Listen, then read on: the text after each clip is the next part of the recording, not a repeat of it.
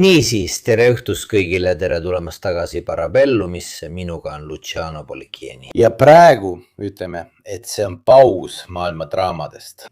Kui Trump 10 minuti pärast ei ärka halva tujuga, siis räägime jälle Aafrikast. Mis on muidugi üks neist teemadest, mis on jäänud veidi tahaplaanile, selle tõttu, mis toimub Lähis-Idas Ukraina sõja tõttu, kuid sõjad jätkuvad. Minge vaadake järele see otseülekanne, mis tehti mõnda aega tagasi, see oli ülevaade kõigist sõdadest. Ja sellest, kuidas on siiski tendents, et kõik sõjad suurenevad. Aafrikas sütivad pidevalt uued sõjad ja ükski neist ei lõpe. Ja loomulikult on ka seoseid sellega, mis toimub, sest rahastajate seas on ka Saudi Araabia. On mitmeid osapooli, keda me hästi tunneme, ka Lähis-Idas toimuvates sündmustes. Nii et, kes oleks sinust parem? Aitäh, Luciano. Ja seega, aitäh, et sa tagasi tulid. Aga alati on rõõm tagasi tulla, eriti võin öelda esimest korda sellest ajast, kui ma selle tööga alustasin, mis on nüüdseks tõesti väga kaua olnud. Et ma tegelen ühe stabiilse piirkonnaga, mandri. Nii et aastaid olen ma saanud kogu maailma solvanguid, sest aastaid olen ma saanud solvanguid Ida-Euroopa ekspertidelt. Di Europa orientale, degli esperti Medio Oriente. Öeldes, et sinu piirkonnas juhtub alati midagi, aga tegelikult poisid on see praegu stabiilsem kui teised piirkonnad. Ei, ma teen nalja, stabiilsem on väga suhteline mõiste. Ei, see irooniline albus on tegelikult selleks, et asja veidi kergemaks muuta, sest selle otseülekande kuupäev pole juhuslik. Täna on 15. aprill 2026 täitud täpselt 3 aastat Sudaani sõja puhkemisest. Et kriisi veidi konteksti panna, piisab kohe öelda, et ÜRO andmetel on Sudaani sõda praeguseks tekitanud maailma suurima käimasoleva humanitaarkriisi. Tänu Mirkole oleme saanud sõda jälgida praktiliselt selle puhkemisest alates. Loomulikult vastavalt saate, otseülekande ja kanali stiilile. Seega see, mida täna õhtul näete, põhineb täielikult andmetel ehk siis allikatel, mis meil on. Jah, avatud allikad, mida oleme saanud kasutada.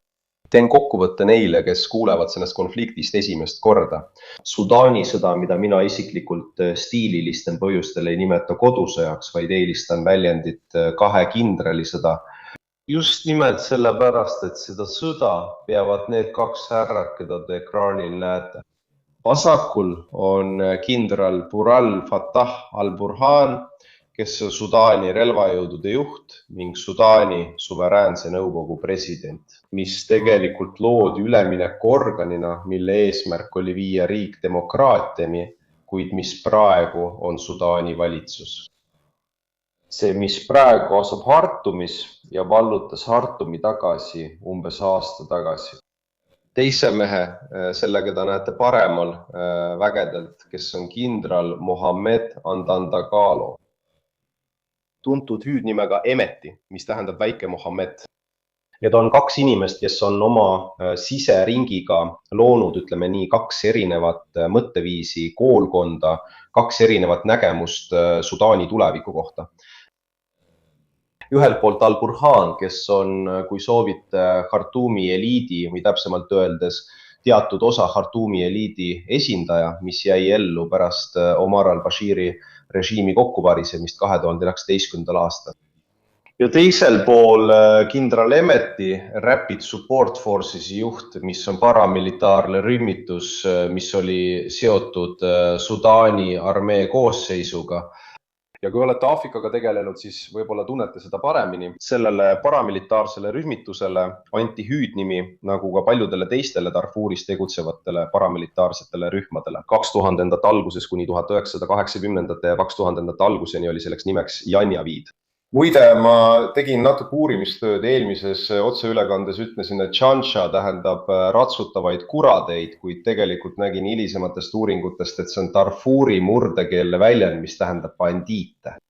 Seega põhimõtteliselt tekkis see rühm RSF etnilisel alusel tegutseva paramilitaarse rühmitusena, mis vastutab Darfuri genotsiidi eest eelmise režiimi ajal, mis mingil moel institutsionaliseeritakse ja mis seejärel muutub põhimõtteliselt riigis, et jõuda siis 15. aprillini 2023, mil pärast väga pingelist koos eksisteerimist, mis oli määratud läbi kukkuma, see tõepoolest läbi kukkuski.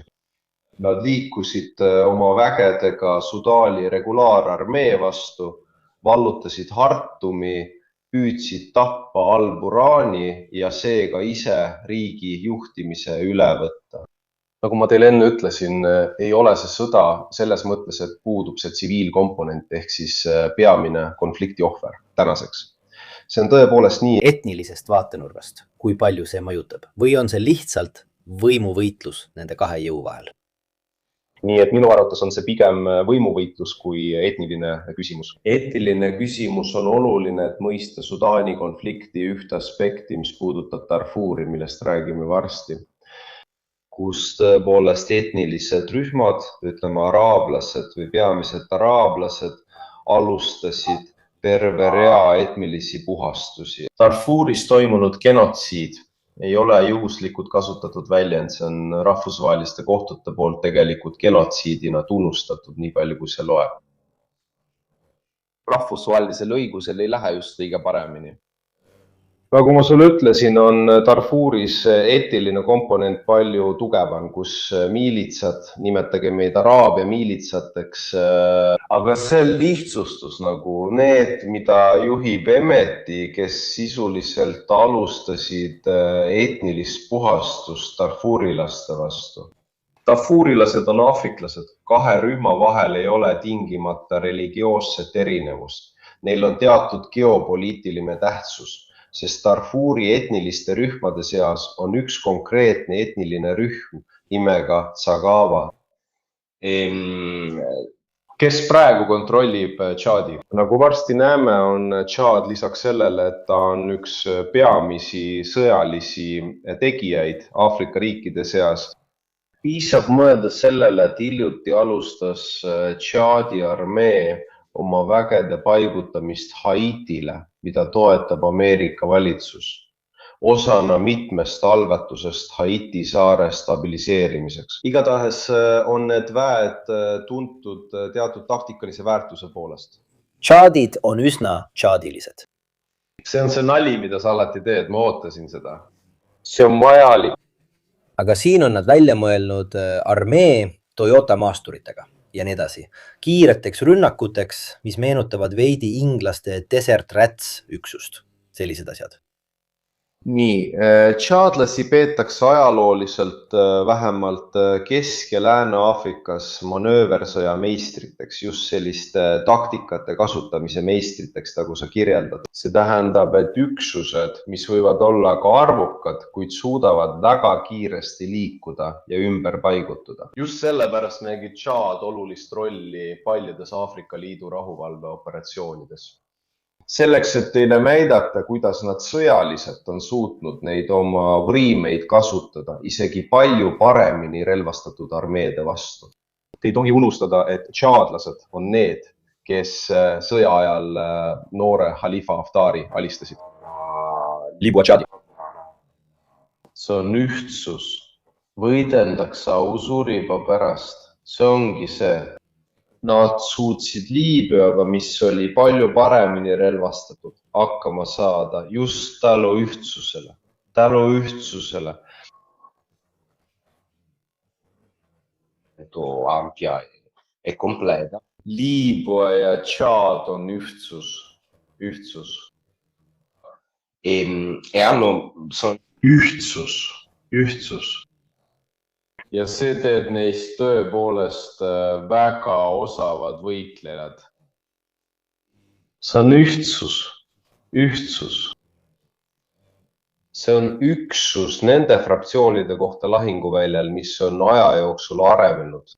Nii et ekraanil näete fraktsioone, mis praegu toetavad. Need on siiski väga muutlikud liidud, seega definitsiooni järgi mitte stabiilsed. Kuid need on peamised relvarühmitused, mis toetavad Sudaani regulaararmee algatusi.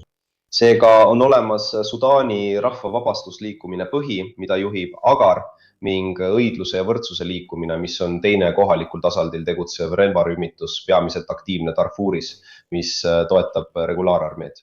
On olemas ka Sudaani vabastusliikumine, mida juhib Minni Minnawi, kes on nüüd Al-Burhani poliitiline asetäitja ja ajalooline sõjapealik Darfuri relvarühmituse juht. On olemas ka SLM Tambur ehk Sudaani vabastusliikumine, kuid seda juhib teine miilitsajuht. Ja siis on veel üks uuem miilits, millel on selgem institutsionaalne kuuluvus, see on Darfuri ühine kaitsejõud. Kui sa nüüd seda jõudude paigutust vaatad, saad juba esimese võtme selle mõistmiseks, mis see on. Nii see, kuidas konflikti taktikalisel ja sõjalisel tasandil peetakse, kui ka need, mis puudutavad jõudude tasakaalu ehk eliiti. See on Sudaani valitsus Al-Burhani juhtimisel. SAF, ta on väga tugev, suudab koondada või vähemalt projitseerida võimu. Ja Punase mere rannik. Piisab mõelda sellele, et kui Sudaani valitsus, SAFi valitsus pidi Hartumist põgenema, varjus ta pikaks ajaks Port Sudaani. Ja see oli väga oluline võti, raimikualade kontrolli säilitamine. Ja eriti selleks, et luua rahvusvaheliste liitlaste võrgustik, mis tänaseni aktiivselt toetab SAFi algatusi, SAFi rolli. Nendest liitlastest piisab, kui mainida kahte, Venemaa ja Iraan. Kui liigud järgmisele slaidile, siis saad aru, mis see jõud on täpselt, see on Sudaani jaoks. Kui soovid, saame hiljem sügavamalt käsitleda, aga põhimõtteliselt toetab Iraan Sudaani ka ideoloogiliste põhjustel. See on üksus, mis on seotud Iisraeliga. Ja räägiti ka, et ta on pead allkirjastamas niinimetatud Abrahami kokkuleppeid. Porti valitsemisaeg. See suurendas SAFi rolli suhetes Veremaaga, mis toetab Taraseni aktiivselt ehk relvade ja vahenditega SAFi tegevust. Luutuses, et saab avada, tundub see kokkulepe olevat üsna lõpusirgel, kuigi seda sageli aeglustatakse. Omaenda sõjaväebaas Punase mere kaldal. Ja tegelikult, et hoida omaenda üksust. See on kohalolek Punasel merel, eriti Aafrika poolel ja ka kaubanduslik kohalolek. Enne sõja puhkemist Ukrainas olid nad alustamas kaubanduspiirkonna ehitamist Port Saidis, seega Egiptuse rannikul. Kuid see kuulub Venemaa strateegiasse saavutada stabiilne kohalolek Suessi suulal, mis on vana projekt. See oli tegelikult ka Nõukogude Liidu projekt, mis ühel hetkel püüdis rajada püsiva kohaloleku Berbera sadamasse Somaalias, Somalilandis. Võib-olla olete sellest kuulnud, sest hiljuti tunnustas Iisrael seda iseseisva riigina. Aga nagu ma sulle ütlesin, kui sa vaatad SAFi koosseisu, siis see on nii lai ja koosneb nii erinevatest rühmadest just seetõttu, et tänu ühtsusele on tegemist ühe üksusele. On sageli vaeva näinud, et kehtestada tõelist ühtsust. Idaregioonides, nii et mida pidid SAFi väed sõjapuhkedes tegema, kui nad seisid silmitsi sellise tugeva vaenlasega nagu RSF Darfuri piirkonnas ja idaregioonides. Nad pidid ostma endale mitmeid liitlasi, et tagada oma kohalolek, et tagada võimalus tegelikult RSF-i vastu idaregioonides võidelda. Kui liigud järgmisele slaidile, siis RSF-il on palju tagasihoidlikum vägede paigutus. Esiteks sellepärast, et nad on arvuliselt väiksem armee, kuid eelkõige sellepärast, et neil ei ole vaja suuri liite, et kontrollida Sudaani idaosa. Nad on juba sealt pärit, nad on sündinud Darfuris. Emeti on karjakasvatajate poed, kes on kogu elu kaubelnud neistega Tšaadi ja Sudaani vahel. Nii et nemad võitavad selles faasis. Või vähemalt on nad paigutunud kohtadesse, kus nad sündisid, kus nende juhid üles kasvasid, kus nende liikumine sündis. Seetõttu ei ole neil vaja nii laiaulatuslikke liite sõlmida. Kuid RSF on teinud ühe asja.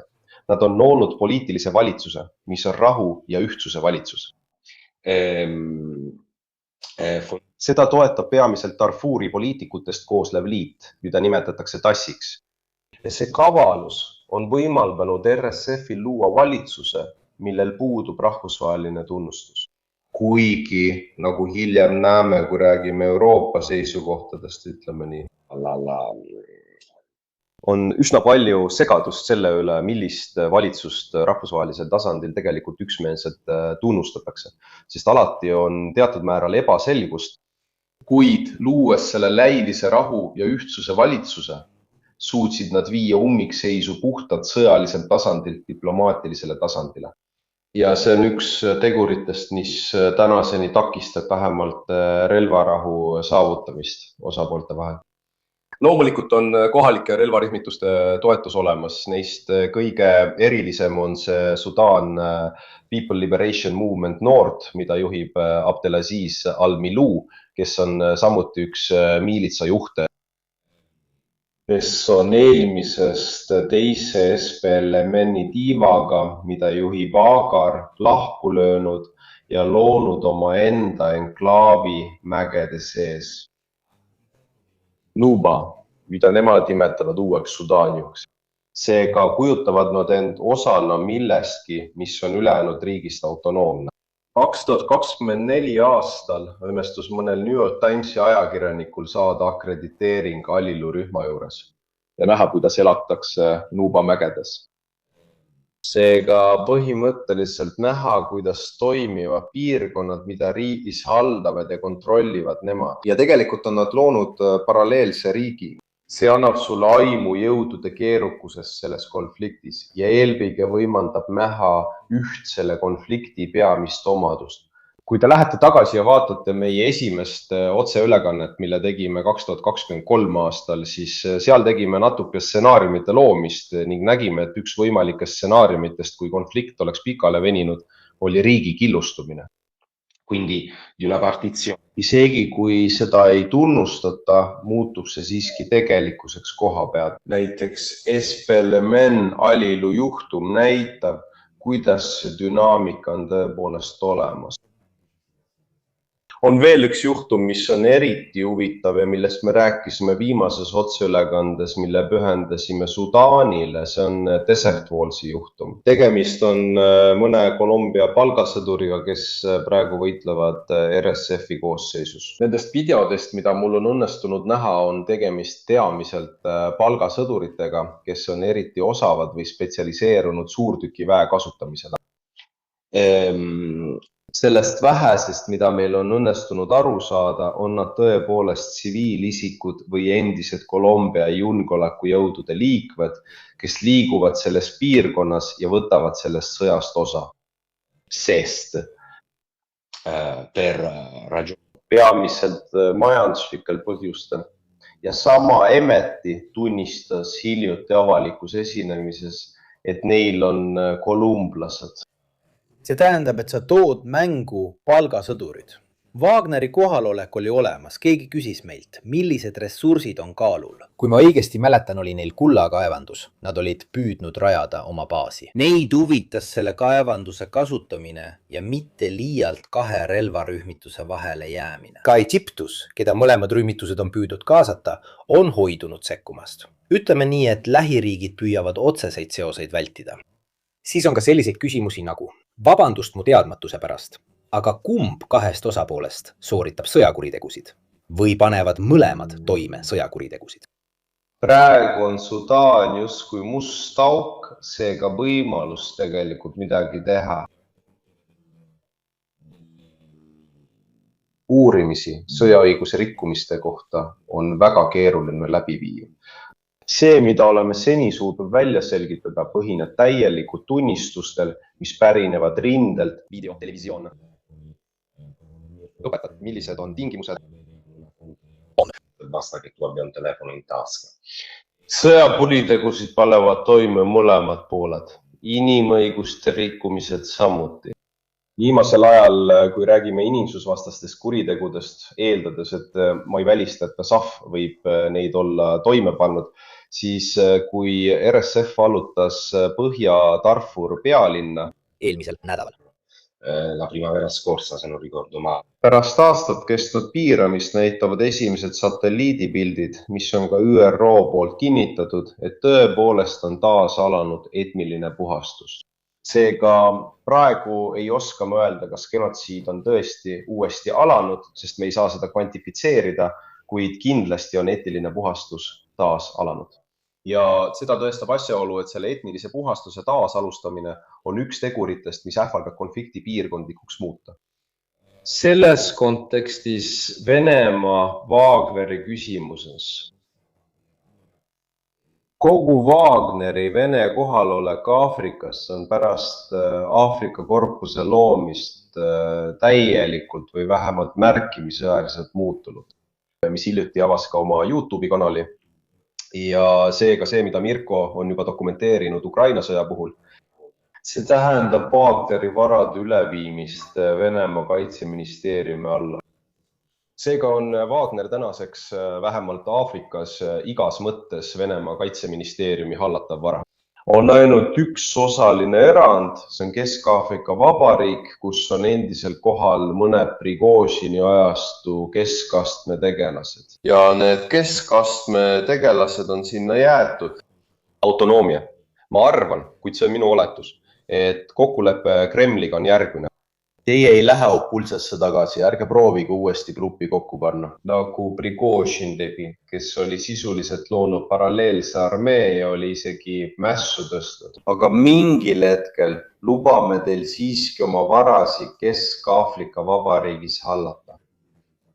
Ja tänaseni seisab Bangui linnas Kesk-Aafrika Vabariigi pealinnas Vene Kultuuri Instituudi ees, usun ma, aga võin eksida, ainus mälestusmärk, mis on nende näoga ja pühendatud Utkinile ja Prigožinile, seega Wagneri sõjapealikule ja juhile. See on selge sümbol, sest ma ei usu, et keegi oleks tänaseni Venemaal püstitanud Prigožini ausammast. Saad aru, kuidas varasel läks üle kaitseministeeriumile? Ma ütlen seda sellepärast, et on tõsi, et Wagneril olid väga tugevad suhted RSF-iga, mis olid seotud ka kaevandamisega, eriti mis puudutab kulda. Aga pärast Prigožini surma läks Wagner kaitseministeeriumi alla, Vene Föderatsiooni kaitseministeeriumi alla ja Venemaa üldiselt toetab aktiivset Sudaani regulaararmeed. Nad teevad seda muidugi mitte mingil ideoloogilisel põhjusel, vaid puhtalt riiklike huvide pärast. Nad arvavad mõistlikult, et isegi kui RSF vallutaksid Artumi tagasi, ei suudaks nad siiski rannikule murda. Ja seetõttu on neil huvi ranniku vastu. Ja seetõttu toetavad nad valitsust, mis võib tulevikus neile tagada juurdepääsu sellele merealale. Nii et loomulikult, kui sa paned kaalule ühelt poolt jõu, mis kontrollib püsivalt Darfuri ja teiselt poolt jõu, mis kontrollib püsivalt osa Bab el-Mandebi väinast Suessi-suuna üle, siis saad sa hästi aru, et Kremlile on Suessi-suunal palju suurem väärtus, eriti praeguses olukorras. Liikudes nüüd olukorra juurde, räägi Lobanda. Kuna me oleme siin enne, kui läheme kohapealse olukorra juurde, siis on mõned küsimused. Näiteks, millised on välisriikide huvid sõjas ja millised riigid toetavad vastavaid pooli? Ütleme nii, et Venemaa poole huvi on klassikaline. Neil on vaja sadamat, umbes nagu hiinlastelgi, kes tahavad samuti oma sadamat, neil on seal oma sadam olemas. See on Eritrea, kui ma ei eksi, eks? Hiinlastel ei ole Eritreas sadamat, nad on renoveerinud Asmara sadama. Muide, Eritrea on riik, kus praeguse valitsuse ajal, eriti meie itaallased, oleme minu arvates õigesti otsustanud kõhklused kõrvale jätta ja oleme hakanud taas avalikult Eritreaga suhtlema. Keda vastu võeti? Crosetto käis visiidil Eritreas. Hiinlased on Asmara sadama uuendanud ja selle uuendamise küsimuses vääriks Eritrea eraldi käsitlemist, sest see on täiesti uskumatu lugu. Asmara sadama uuendamise raames uuendati ka sadama kaisid, et hinnata võimalust Hiina sõjalaevade sildumiseks. See on sellepärast, et Akverki, kes on igatahes inimene, kes on välja kujunenud hävitaja selles piirkonnas. nell'aria. Täpselt. On veel üks riik, kes on paigutanud hävitajaklassi laeva Eritreasse. See oli Venemaa diplomaatilise viisakusvisiidi raames. Võtke arvesse Eritread.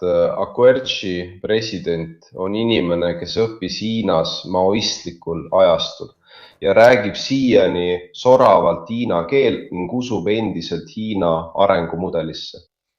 Venemaa tegi selle viisakusvisiidi, ma usun, et see oli hävitajaklassi laev, aga ma ei mäleta nime.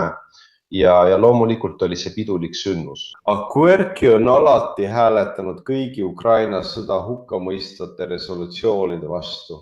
Ta on rahvusvahelisel tasandil alati Hiina ja ka Venemaa poolt.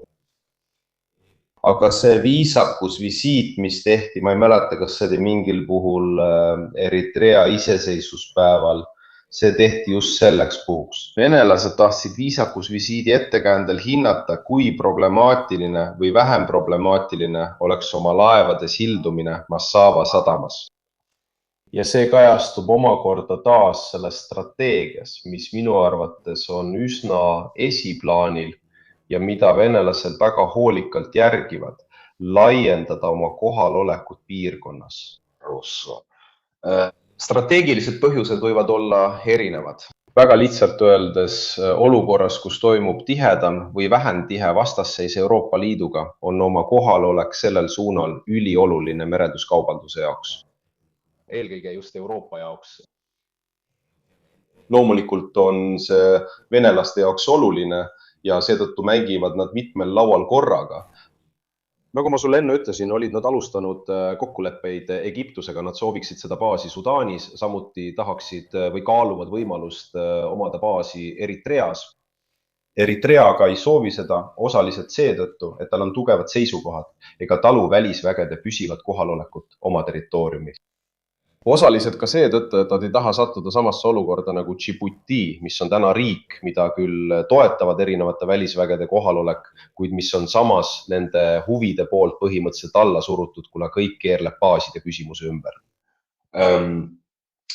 Seega ta kaalub võimalust selliseks otseseks koostööks, näiteks, et uuendage kaiasid ja võib-olla lubage oma riikide laevadel minu sadamatesse, kuid ta ei ole selline riigipea, kes lubaks ideoloogia või rahvuslike huvide tõttu püsiva baasi rajamist. Muide, ka meie itaallased osaleme praegu Asmara sadama moderniseerimise võidujooksus.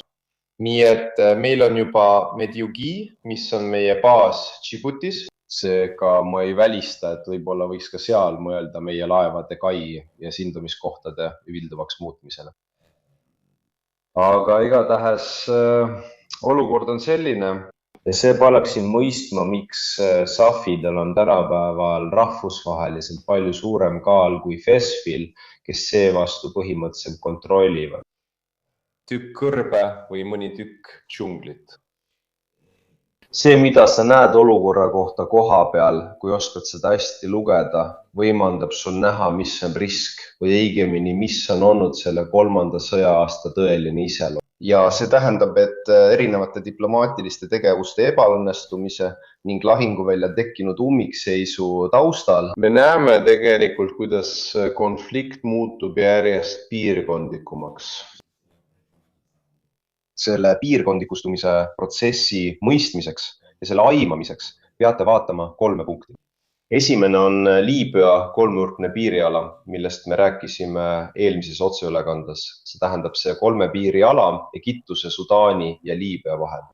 Siin sõlmisid RSF ja Khalifa Haftar kokkuleppe, et tagada logistiline varustustee, mis võimaldab Haftari meestel saata varustust Liibüasse. Tegelikult vahendas Al-Sisi, kui RSF ja Haftari mehed hakkasid seda piiriala kontrollima.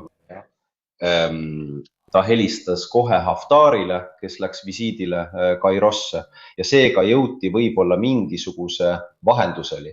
Viimased SAF-i rünnakud muide olid selleks, et katkestada koridor, mis oli suunatud Liibüa vastu, et vältida varustuse läbipääsu. Täpselt nii. Võta arvesse ka ühtegurit, sellest oleme rääkinud ka teistes otseülekannetes, aga seda tasub korrata. Asi on selles, Sudaan on oma kujult peaaegu täielikult kõrbeline riik. Seega annab ühe küla tegelik kontroll sulle võimaluse kontrollida mitmeid ruutkilomeetreid maad. Ma ütlen seda sellepärast, et selle kohta on peetud mitmeid konverentse, eriti mis puudutas inglaste kampaaniat, mis algas Sudaanist ja liikus edasi Etioopia sisemaale. Kes kontrollib küla, kus on kaev ja teist küla, kus on kaev, kontrollib kõike. Sest kui sul pole tugibaasi, siis sa kõrbes ellu ei jää. See tundub absurdne, aga see ongi nii. Truumi lennubaas. Siin pole midagi. Nii et kes seda kontrollib kogu seda piirkonda siin. Täpselt. Ja muide, Truumi kontrolli on hoidmine on ülioluline, sest tundub, et ISWIS on nad samuti paigutanud arvestatava hulga droone, mis võimaldab neil patrullida piiri Liibüaga. Ja seega vajadusel, see on kokkulepe, mille nad on sõlminud. Need egiptlased, kes on Al-Sisi, Al-Burani, Al-Tari juures, teavad tõde. Kuid tõenäoliselt selleks, et tabada võimalikke suuremaid varustussaadetisi, mis sellest piirist läbi liiguvad. Eriti ja ennekõike sellepärast, et Sisi pidi mängima väga tasakaalukat diplomaatilist mängu, sest samal ajal ei saada takistada Liibüa rahvusarmee, seega Haftari fraktsioonil varustuse hankimist lõunast tulevate kaubateede kaudu. Sest need on oluline osa majandusest, mis rahastab nende sõjalisi jõupingutusi. Seega peavad nad läbi pääsema, kuid mitte nii palju, et see kahjustaks SAF-i jõupingutusi. Aitäh! Teine aspekt, mis aitab sul mõista järk-järgulist regionaliseerumist, on see roosa kolmnurk, mida näed sinise niiruse osariigis, just see siin.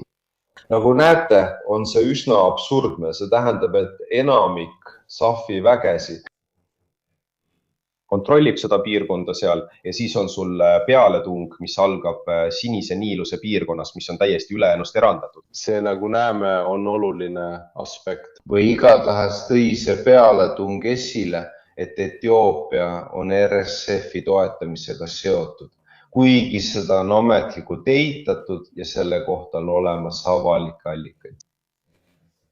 Aga vaatame seda asja täpsemalt siis, kui räägime varsti konflikti regionaliseerumisest. Ja loomulikult on ka Lõuna-Sudaani ja Shaabi küsimus. Kui te vaatate varasemaid otseülekandeid, aga kordame seda ka praegu, siis kui näete seda vaidlusalust piirkonda Lõuna-Sudaani ja Sudaani vahel, siis see ongi Aba piirkond, mis koos Egligi linnaga on põhimõtteliselt Sudaani naftatööstuse süda või üks südameid. Peate arvestama, et paljude asjade seas see, kes tegelikult kontrollib rannikut, kontrollib ka nafta sissevoolu Lõuna-Sudaani ja Sudaani piiril rahvusvahelistele turbudele. Ja peamine osanik Sudaani energiataristus on täna Hiina, kes on need naftatorud ehitanud ja kes on Sudaani energeetikatööstuse peamine või üks peamisi kliente. See on enam-vähem olukord koha peal, nagu ma teile ütlesin, oli esimene aasta, mida iseloomustas teatav RSF-i edu. Nad kasutasid ära oma mobiilse paramilitaarse rühmituse olemust. Seega nende suurt võimet kasutada kiireid manöövreid SAF-i vastu. Teine aasta oli aasta, mil SAF võttis tegelikult initsiatiivi tabasi, tuginedes oma õhuülekaalule, mis sai võimalikuks eelkõige tänu Iraani droonide tarnimisele. SAF võitleb šahedidega. Kolmas aasta on aasta, mil konflikt liigub tegelikult mitmetel põhjustel, mida varsti näeme regionaliseerumise suunas. Emme kui lähme vaatama seda regionaliseerumist, mõtlesin, et oleks huvitav näidata, kuidas Sudaanis võideldakse. Niisiis, väike maiuspala sõjaajaloo huvilistele. Sudaan on viimane riik, kus punakuubede rünnakut lahinguväljal nähti. See juhtus hullumeelse mulla ülestõusu mahasurumise ajal, kui britid jätkasid Bresaro vallutamist. Hartum. kui te vaatate, siis on olemas ühe inglise ajaloolase nimega Tom Pakenham raamat, mille nimi on The Scramble for Africa. See on selline paks raamat, mida ma loen siis, kui mul see vähene vaba aeg on. Aga tema kirjeldab üksikasjalikult Hartumi langemist ja vallutamist ning dokumenteerib viimast tormijooksu. Imperaatori vägedest lahinguväljaks. Cavalleria britannica. Vähemalt Aafrikas. Muide, see on Briti ratsaväe rünnak, mida näeb pealt noor Winston Churchill. Täna on Sudaanis peetav sõda hoopis teissugune. Esiteks oli see, mida sa enne mainisid. Tõepoolest võitlus käib peamiselt kõrbealadel, vähemalt selles faasis, kus ühe kaevu, aga ka lihtsalt küla või kaubandussõlme kontrollimine tagab sulle kontrolli mitmete ruutkilomeetrite maa üle. Ja see on asi, mida ma tahan sageli rõhutada, sest me kujutame ette, et Aafrika konfliktid on kõik natuke nagu Black Hawk Down, kus inimesed on vormis ja tulistavad tehnika peal.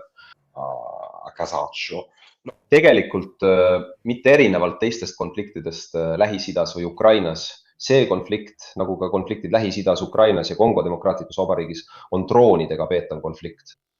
Et selle konflikti olemust paremini mõista, siis see, mida te näete, on slaid, mille tegi Al Jazeera ja mis mulle väga meeldis. Pean ütlema, et Al Jazeera pühendas pika loo ainult droonide kasutamisele Sudaani sõjas. Kui ma vaatan neid tüüpe, siis ma juba näen siin hiinlasi ja iraanlasi. Duplessis. Antakse.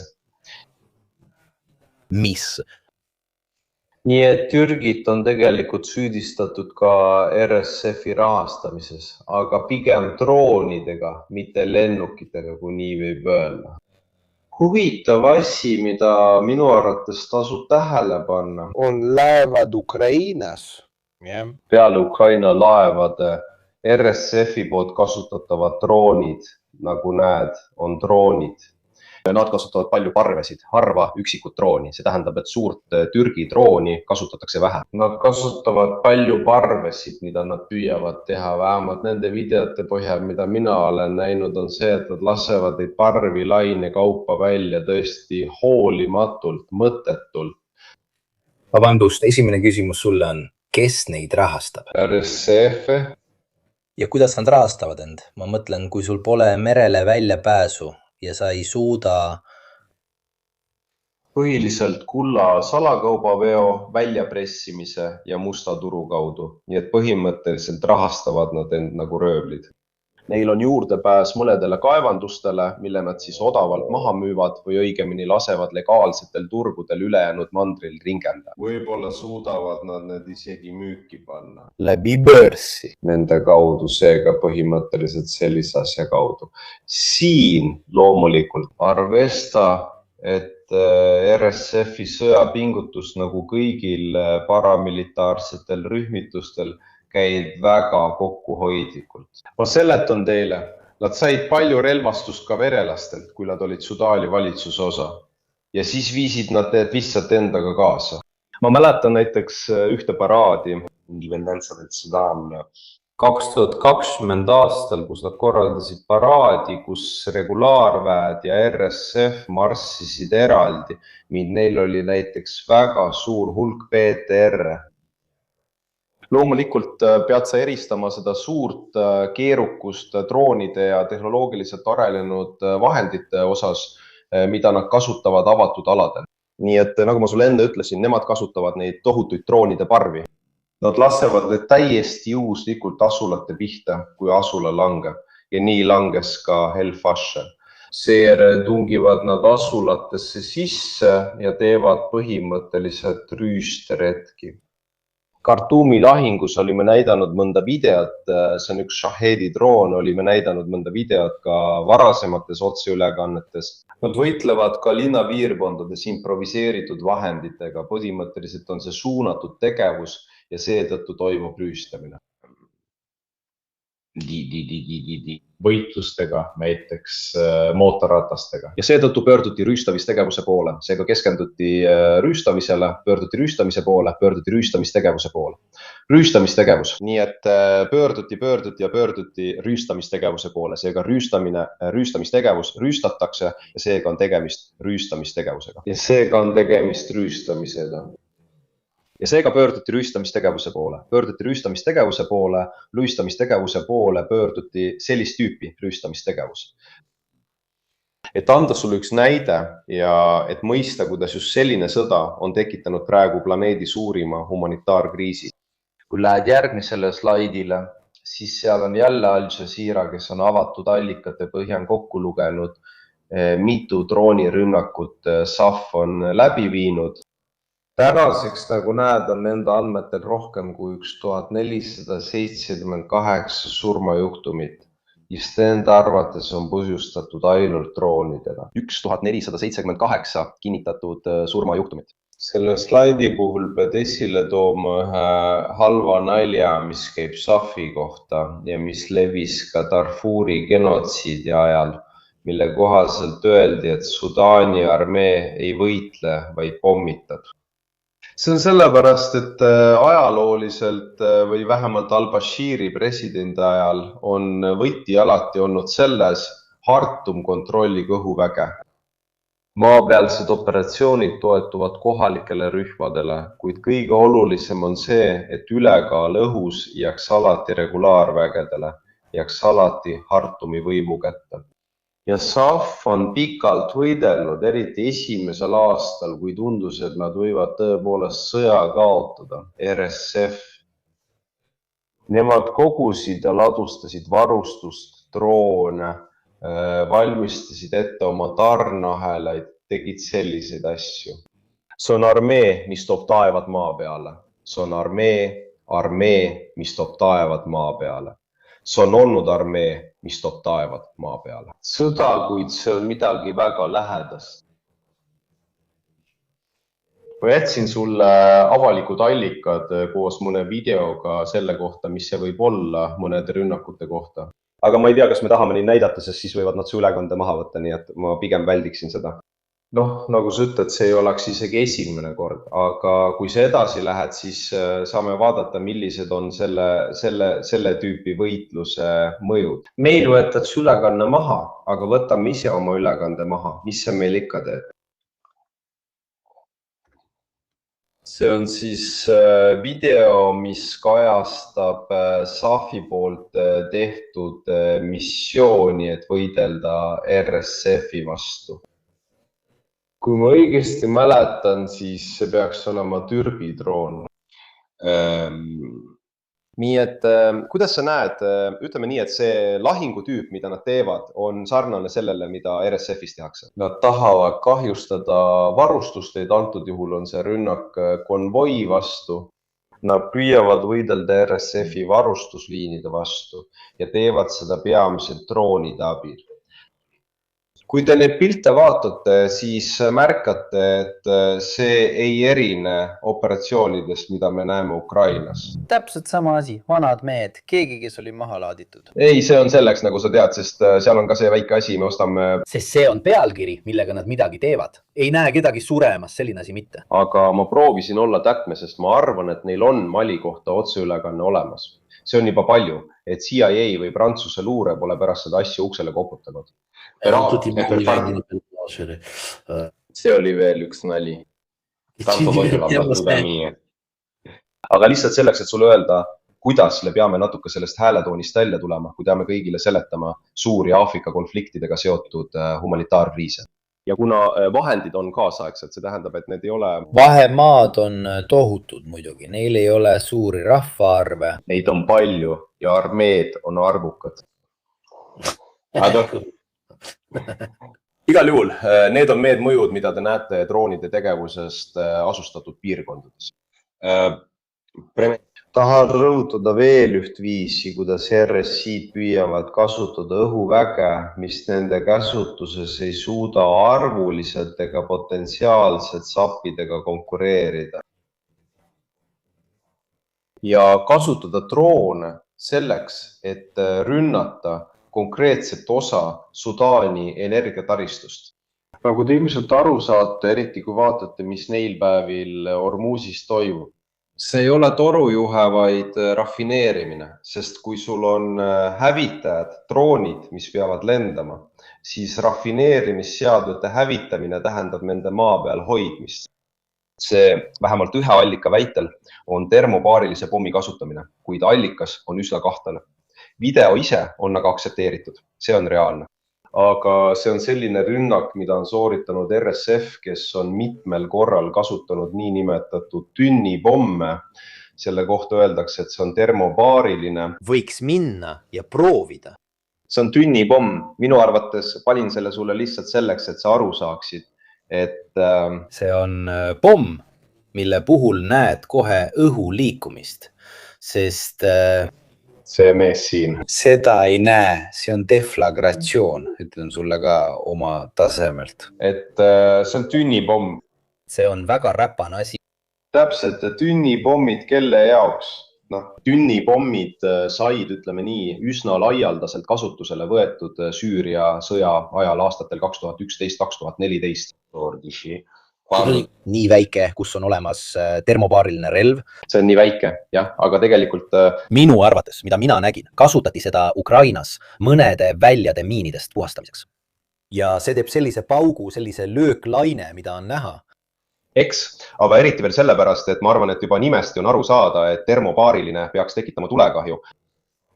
Aga tegelikult ajalooliselt ei tekita termobaariline pomm tulekahju. Tegelikult ta imeb õhku endasse, tekitab vaakumi efekti, mis tõmbab õhu endasse.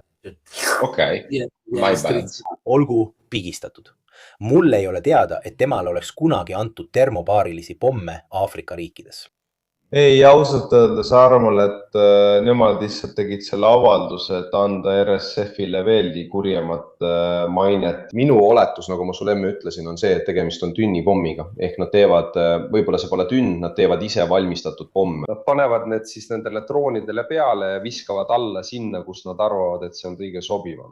Teine tegur, mis eristab RSF-i, pean ütlema, et rohkem RSF-i kui teisi, aga ilma liiandamata.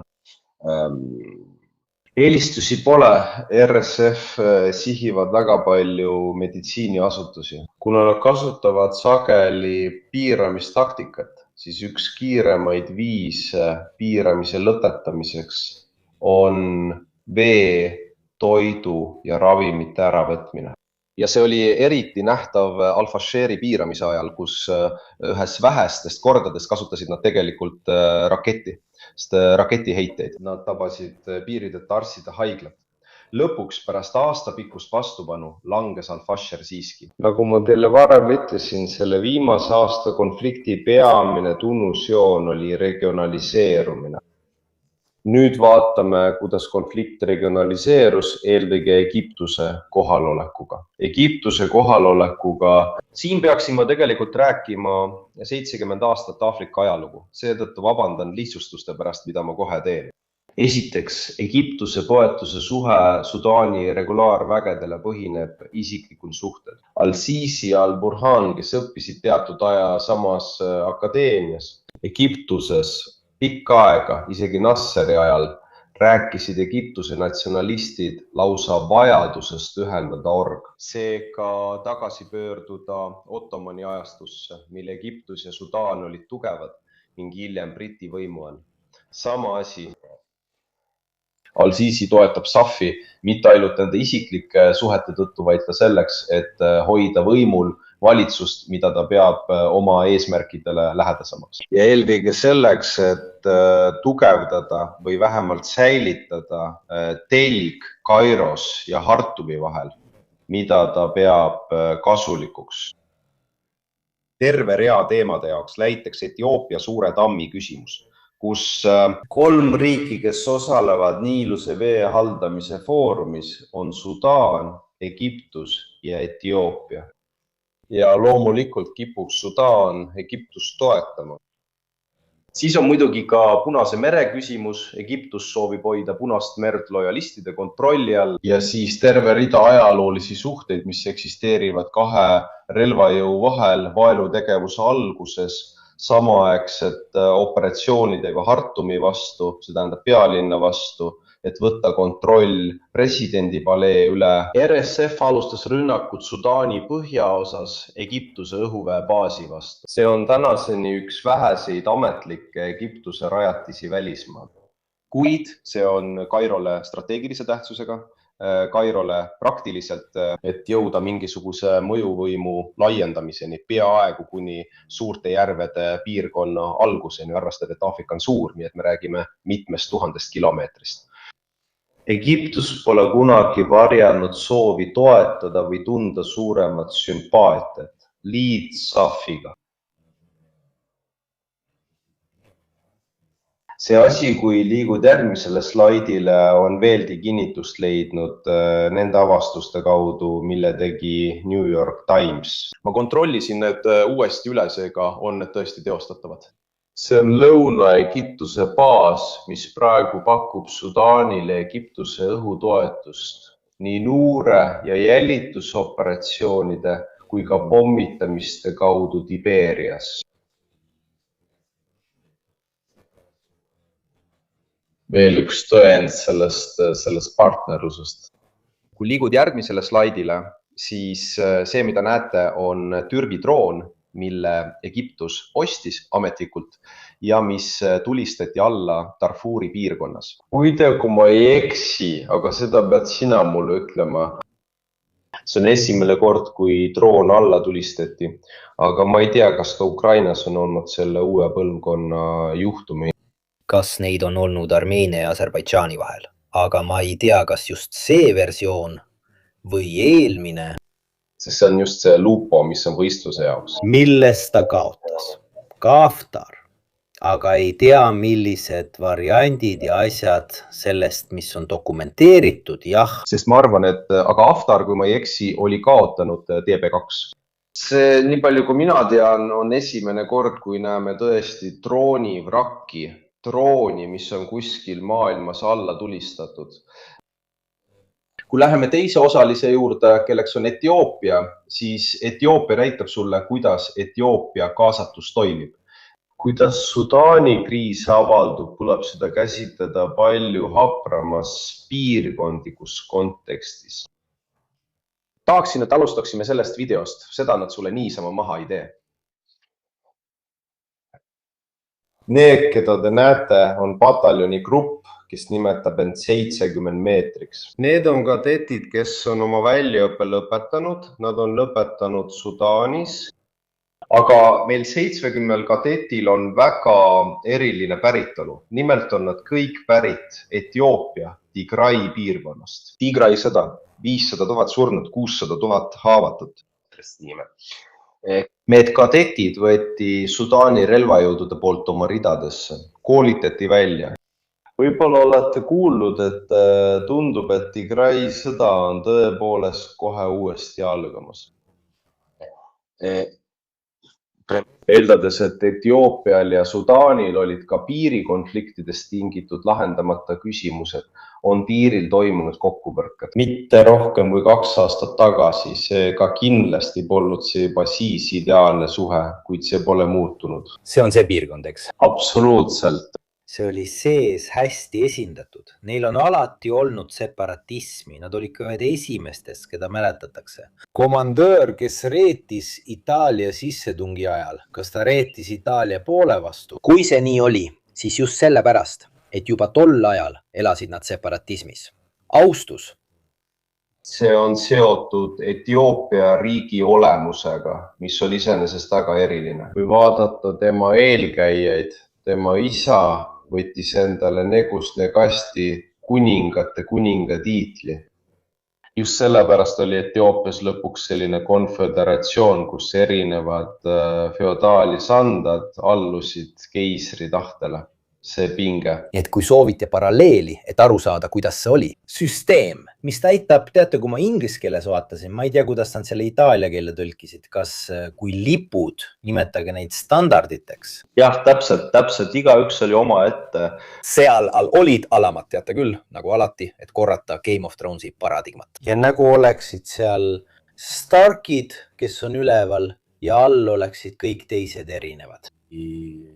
Signori, Väiksemad isandad, aga ikkagi need, kes ütleme, annavad oma truuduse ja nii edasi. Nii et isegi siis, kui nad hakkasid armeed kokku panema, oli see armee, mis allus rohkem üksikutele juhtidele. Tegelikult ei olnud see väga täpne. Nii et pea alati meeles, et Etioopia rahvuspüha langeb kokku Adva lahinguga ja nemad valivad Adva lahingu mälestamise rahvuspühaks. Miks?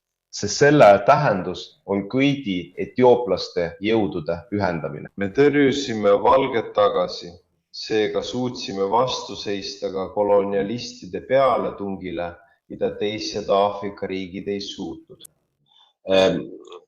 Tulles tagasi tänapäeva, siis see video näitab selgelt, kuidas Etioopia valitsus näeb nüüd reegleid. Sudaani regulaarväed osana süsteemi eksistentsiaalsest kriisist relvastavad nüüd mässulisi. Nad teevad seda koos Eritreaga, mis omakorda toetab Sudaani regulaarvägesid, pakkudes eriti mõningaid jalaväeüksusi ja palju väljaõpet.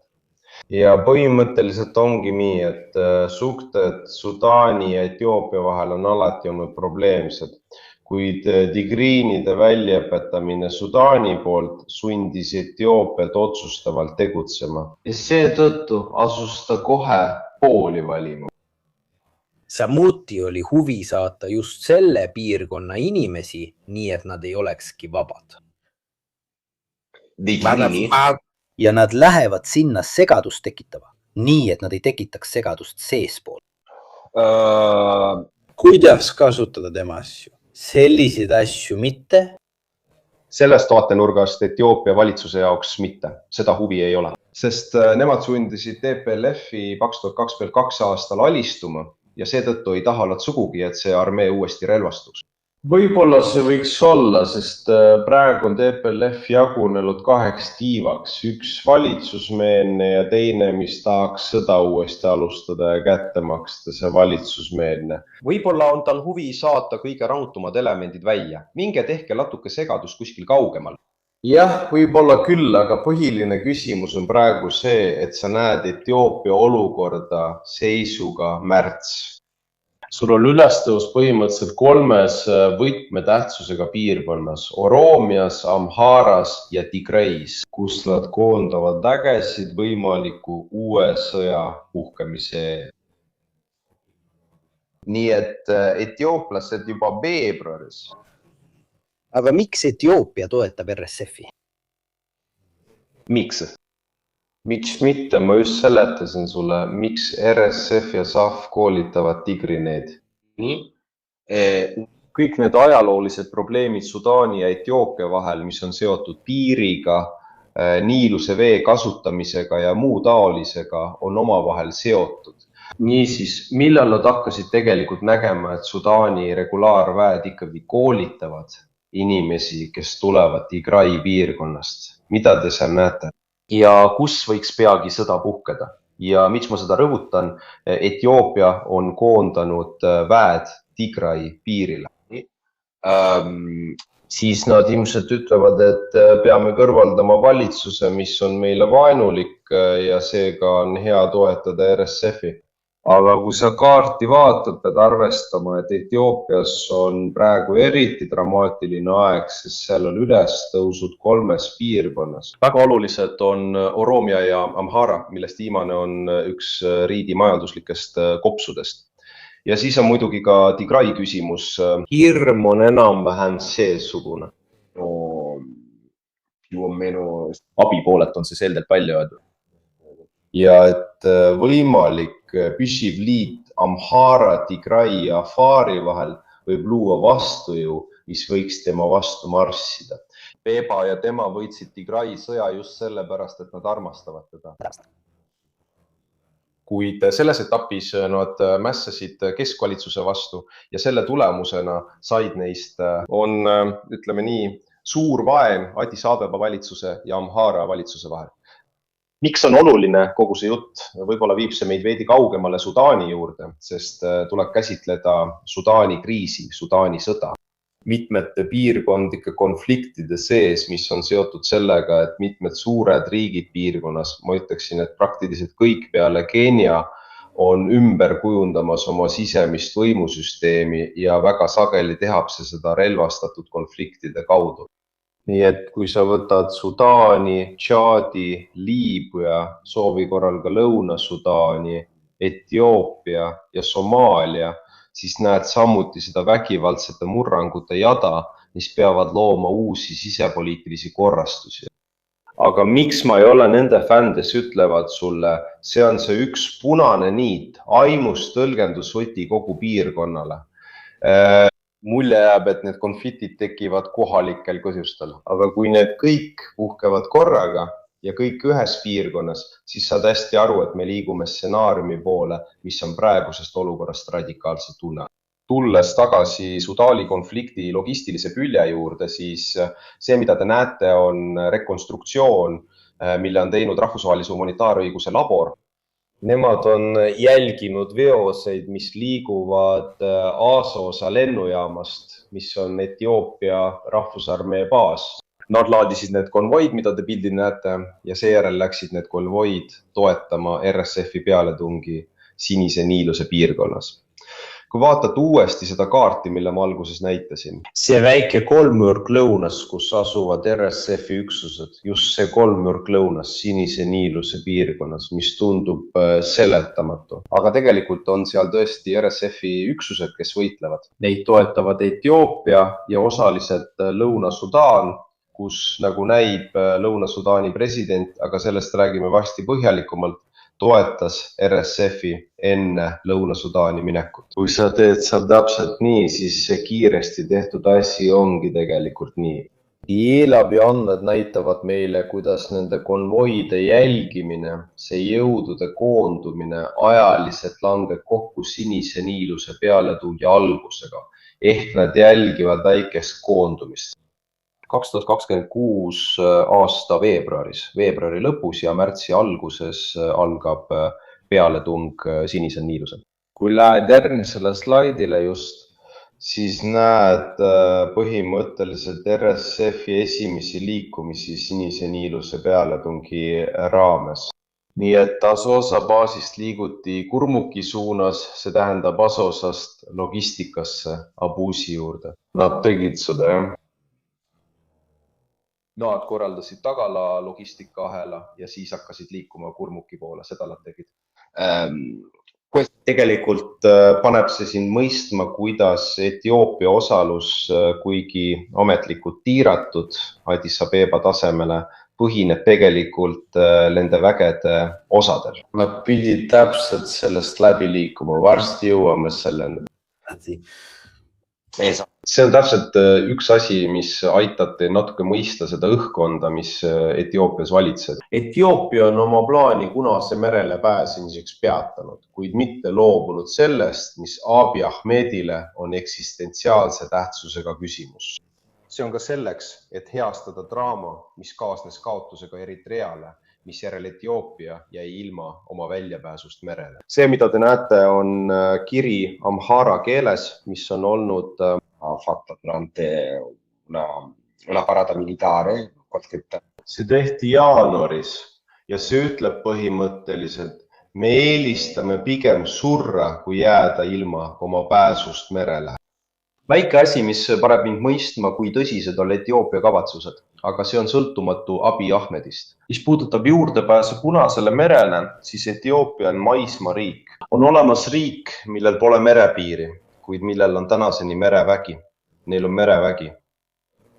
See paneb sind mõistma, kuidas nende jaoks, kui soovid isegi ideoloogiliselt, peaaegu messiaallikult on juurdepääs Punasele merele midagi, milles ei saa järeleandmisi teha. Ja seetõttu kõik need vastasseisud Tigreiga, katse selle memorandumiga seotud hüpotees tema kätega.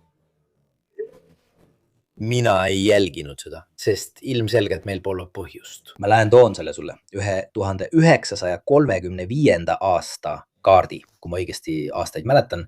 Meil oli see Itaalia pärasel viisil. Ei, okei. Kuidas siis Somaalia tekkis? Luna Somalia C. see on Ciccio uuendus. aga Itaalias on uuendus. Ciccio uuendus. aga see on uuendus. Oli. Jah, siis see, mida sa siin näed, on kaart. Sest see, mida sa siin näed, on koloniaalne jaotus, kus see on. Ma rääkisin sellest afrikanismi teemal oma Substackis. Kas lähete ja otsite selle loo üles, mille ma kirjutasin? Pärast seda, kui Iisrael tunnustas Somaalimaad iseseisva riigina. Nii, põhimõtteliselt on koloniaalkaartidel alati olnud need samad 3 somaalaste maad. Prantsuse Somaalia ehk Djibouti, Briti Somaalia ehk Somaalimaa piirkond ja Itaalia Somaalia. Ainus edukas Itaalia pealetung teises maailmasõjas. See siis Briti oma. Täielikult itaalaste poolt läbi viidud.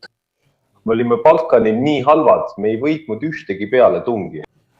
Me tungisime sisse 2 kolonniga. Üks liikus Berbera poole, teine mööda rannikut, sest me vallutasime ka Somaalia. Prantslased ja inglased pidid pärast väikest lahingut Aderisse taanduma. See oli ainus kampaania, mille itaallased täielikult läbi viisid. Nii see läks. Ja tõepoolest pärast teise maailmasõja lõppu, ütleme nii. Ausatades ma ei tea, kas see oli kokkulepe itaallastega, kas ameeriklased sekkusid vahele või mis täpselt otsustati, mis seal toimus. Kohalikud liikumised. Aga Briti Somaalia ja Itaalia Somaalia, seega Somaalia ja Somaalia ühendati. Tänapäeval tunnustab enamik riike neid kui sama riigi osa.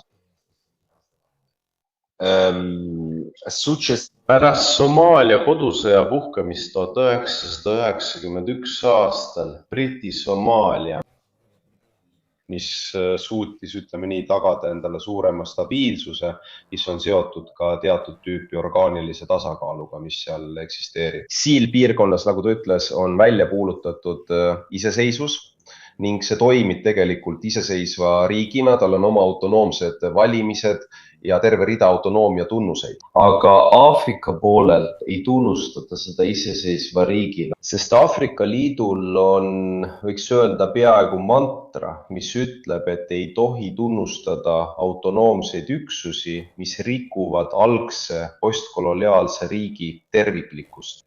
Sest kardetakse, et kui ühele antakse õigus, siis peaks terve rida iseseisvusliikumisi kogu mandril saama samasuguse legitiimsuse.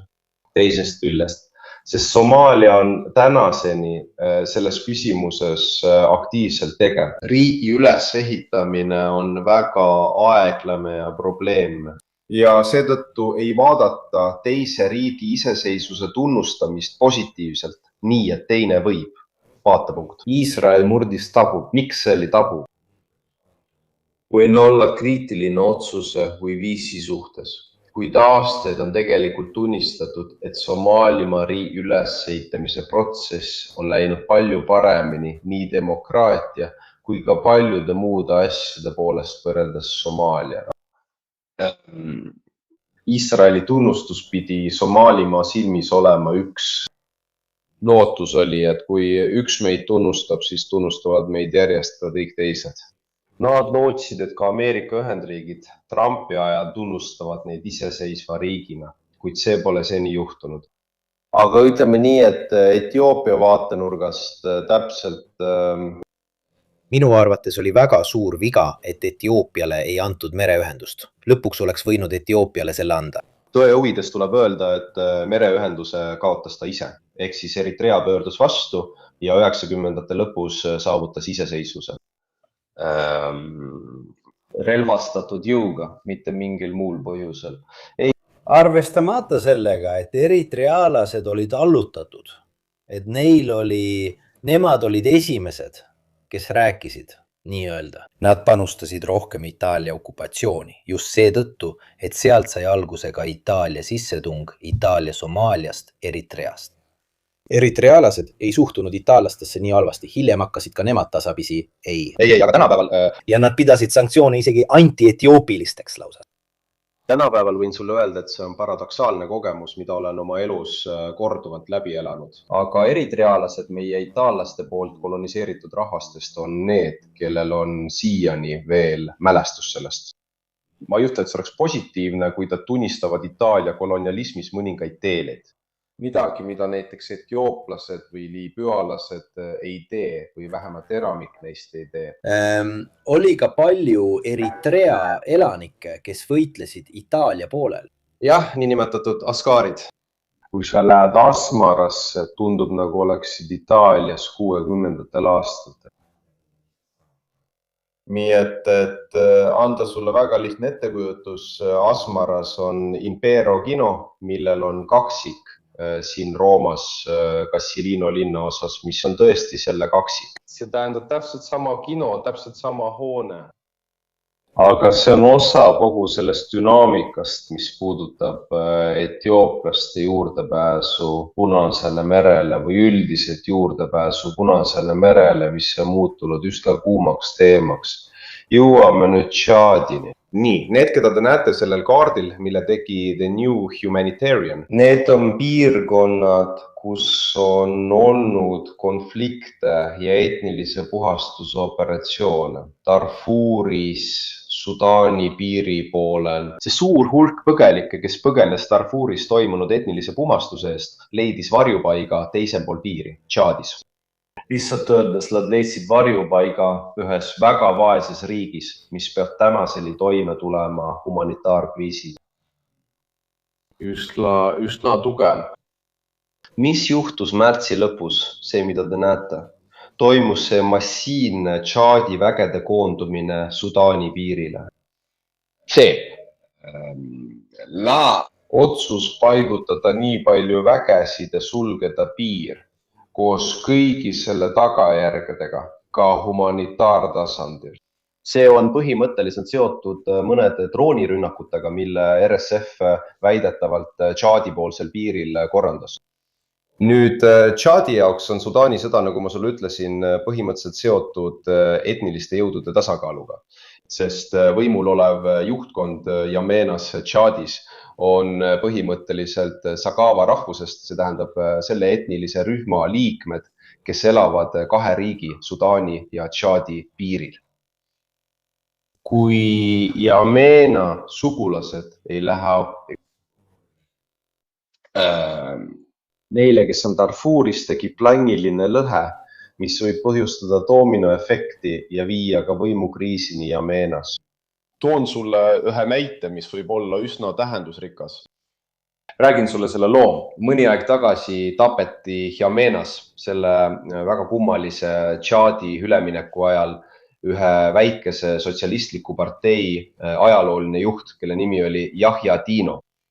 Ta tapeti väga kummalise tulevahetuse käigus. Ta tapeti oma kodus Tšaadi salateenistuse relvastatud rünnakus ning teda süüdistati riigipöörde katse korraldamises.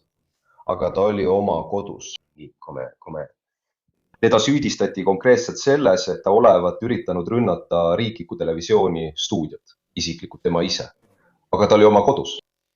Nii, kui uudis Yahya Dino surmast, kes kuulus väga väikesesse, kuid ajaloolisse ja poliitilisse parteisse, millel oli mitmekümneaastane ajalugu, jõudis üle piiri. Üks Yahya Dino lõbudest, Sudali Sagaba, asus juhtima 15 000 mehelist väesalka ja oli teel Tšaadi. See tähendab, et ta tahtis marssida Jamena peale. Diviis, see ei ole väesalk. Olgu, diviis on suurem, aga ma ei tea, kas arvestasid sellega. Võitlejate seas, ma ei tea, 800, 1200, et sulle aimu anda. Nii et nad on tasemel. Divisiooni tasemel. Ta asus juhtima 15 000 meest, andke andeks kindral kapitini, kui ma termineid valesti kasutan. Aga ta asus juhtima 15 000 meest, et minna kätte maksma oma nõbu eest Jamenas. See on selleks, et sa mõistaksid, et ühelt poolt on Darfuri Sagavad väga tugev sõjaline jõud ja suure potentsiaaliga. Aga eelkõige, et kui N'Djamena valitsus ei suuda vähemalt kaitsta ja leevendada Darfuri nõbude kannatusi. Võib juhtuda, et pealik, Tšaadi president Mamadou Tristebi võidaks ametist kõrvandada. Need, mida te näete, on praegu Tšaadi ja Sudaani piiril paiknevad väed ning seega on oht, et Tšaad võib sattuda Sudaani sõtta. Eriti just Darfuri piirkonnas, võib-olla ka kattudes, luues lihtsalt puhvertsooni, mis kahjustaks iluselgelt ERSF-i. Evidentemente l'RSF. Siis on veel Lõuna-Sudaani küsimus. See on kaart, mille ma juba eelmises otseülekandes näitasin. Nagu näete, see piiriala Lõuna-Sudaani ja Sudaani vahel on endiselt suure osa lahingute või vähemalt olulise osa lahingute toimumispaika ERSF jaoks. Mõni kuu tagasi lõivas ERSF Idlibi linna, kus asub üks riigi peamisi rafineerimistehaseid.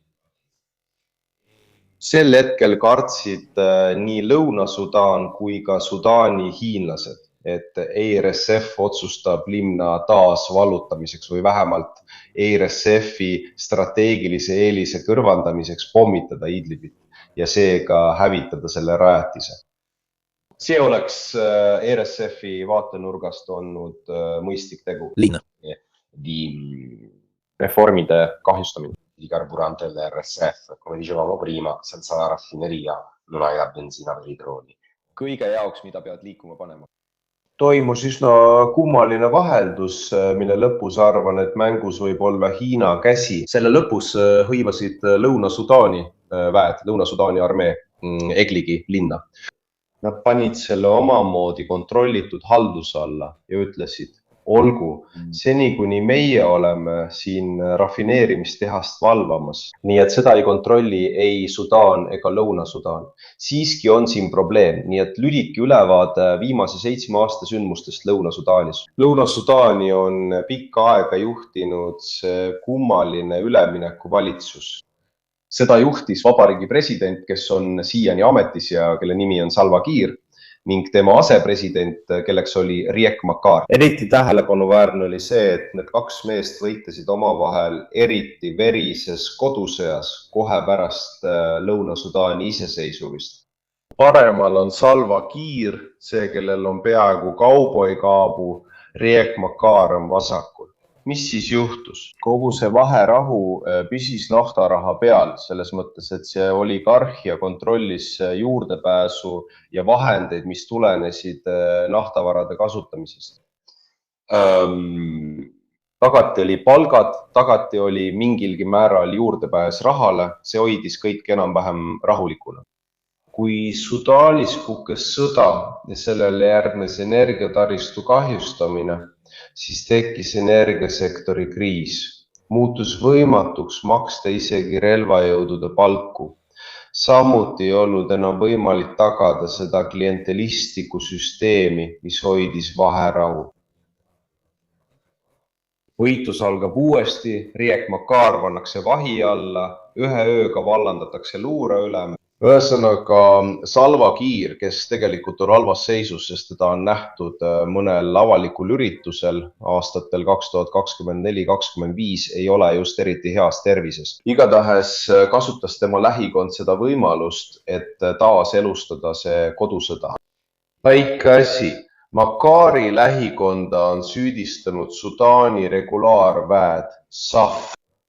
Ja siin sa juba naerad selle hääle üle, sest said aru, et oled kokku pannud majanduse, oled hõlbustanud RSF-i värbamist riigi sees. Mitte ainult, vaid mitmed RSF-i liikmed, ütleme nende luureteenistusest ülikonnas ja lipsuga, on ületanud piiri, makstes palju raha, et saada juurdepääs naftavarudena. See on see versioon, mille Sudaani luure meile annab. Seni on seda alati peetud vaid oletuseks. Ühesõnaga sõjaudu. Kes teab, kas see on tõsi, aga kui te mäletate seda kolmnurka, millest me rääkisime enne rünnakut Sinise Niiluse piirkonnas. Nagu Mirko õigesti ütles, pidid need RSF-i väed kusagilt läbi minema, kui hallimat eeldada. See on patt, aga sageli on ka tõendeid. Nüüd. Seega ma arvan, et ma ei räägi sulle kõike. Lõuna-Sudaan, mis on väga mitmekesine, koosneb erinevatest rühmadest, näiteks Valge armee ja nii edasi. aga kindlasti see tõepoolest heidab uue valguse presidendi Kiiri võimalikule kaasatusele RSF-i tegelikul toetamisel. Nii et olukord muutub. Nüüd viimane osa, siis olgu, oleme valmis küsimusteks loomulikult. Kui räägime diplomaatiast, siis kõigepealt ei saa me vältida rääkimist uuest nelikust, uuest Sudaani nelikust. Viitan teid alati abiganismide juurde, sest olen sellest põhjalikumalt rääkinud. Lühike ülevaade nelikust. Sudaani jaoks on see diplomaatiline formaat, mille Ameerika Ühendriigid leiutasid umbes 2019. aastal, kui mitte varem, et hallata suhteid Sudaanile.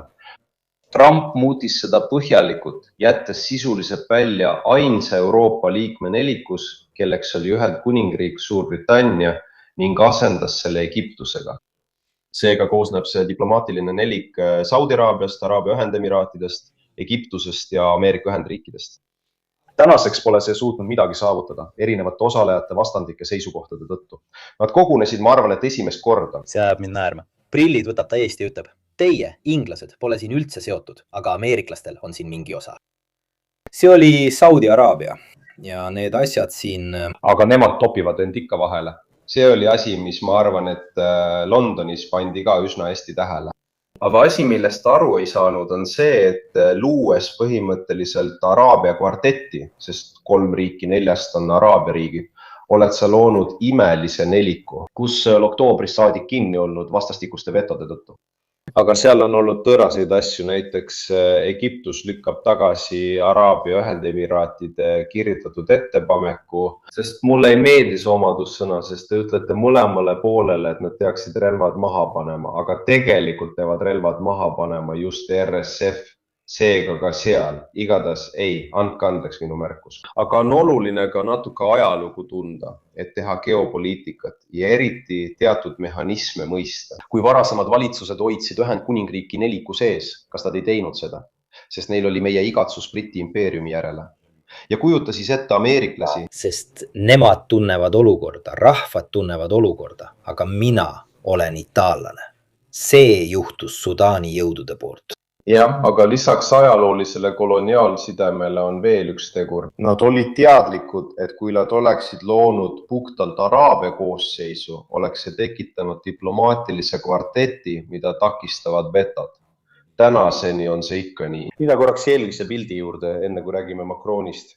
Trumpi administratsioonil oli Sudaani, tegelikult kogu Aafrika sarve suhtes omapärane hoiak, sest tegelikult oldi Aafrikas väga aktiivne. Trumpi administratsioon kõikus, aga Aafrika sarve küsimuses tõesti tugevalt. Kas siis oli tegemist varasemate administratsioonide status quo säilitamise algatustega või hoopis millegi täiesti uuega? Eelmisel novembril käis bin Salman Trumpi juures Valges Majas ja tema osalemine selles oli väga oluline. Ta palus Trumpil ametlikult võtta Sudaan uuesti Ameerika Ühendriikide diplomaatilisse päevakorda. Ütleme nii, et te peate tegema, see on tehtud ja midagi Sudaani jaoks. Sellest hetkest alates on Ameerika Ühendriigid olnud aktiivsemad, kuid nende täpset seisukohta ei ole siiski mõistetud. See hetk oli ühe tegevusakt, palju agressiivsem tegevus R7 suhtes. Mõned sanktsioonid islamistliku partei liikmetele, endise diktaatori al-Bashiri parteile, mis aga toetab SAP-i. Põhimõtteliselt ei ole aru saadud, kuhu Ameerika Ühendriigid tahavad jõuda, tuleb öelda. Või vähemalt selline mulje on mulle jäänud. Tõepoolest, tal on teatud imeklus bin Salmani vastu, palju rohkem kui teiste piirkonna liidrite, näiteks bin Zayedi ja Sisi vastu.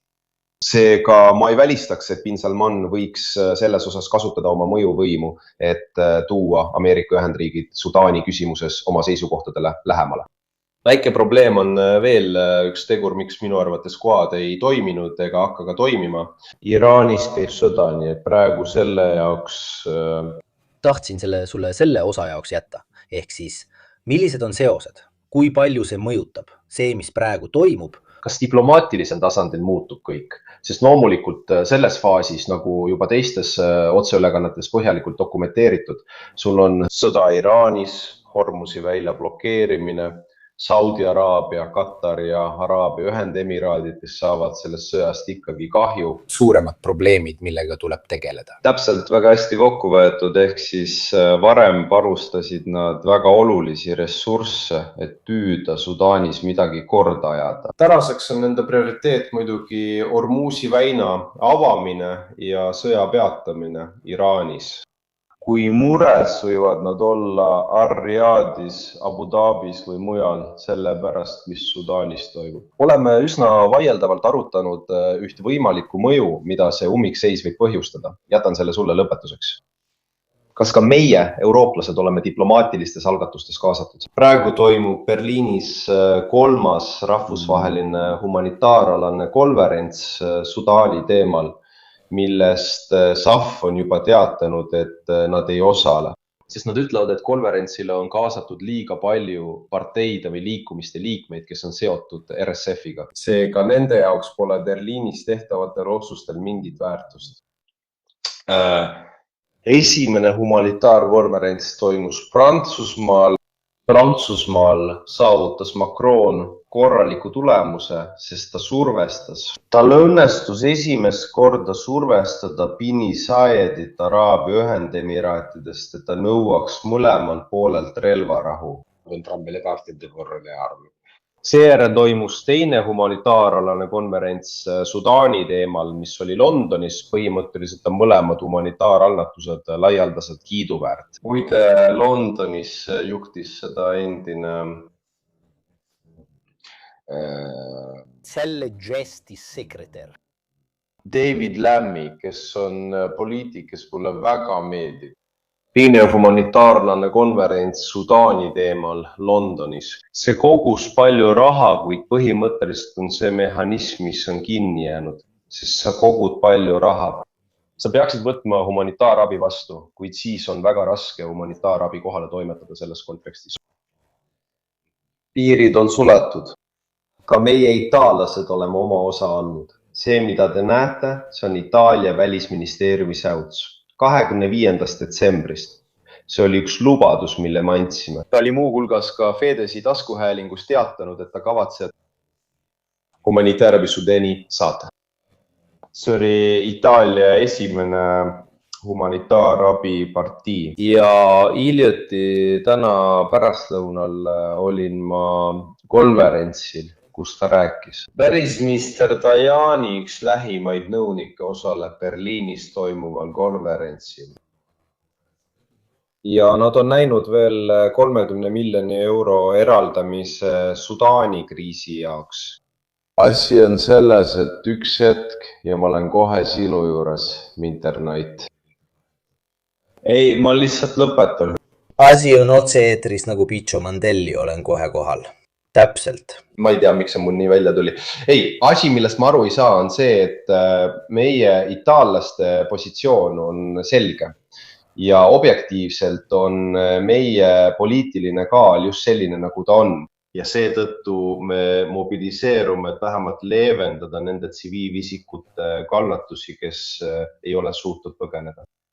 Aga ma ei ole aru saanud, kas me siis tunnustame SAF-i valitsust või RSF-i valitsust, sest me oleme ikka selle sama Corondani juures.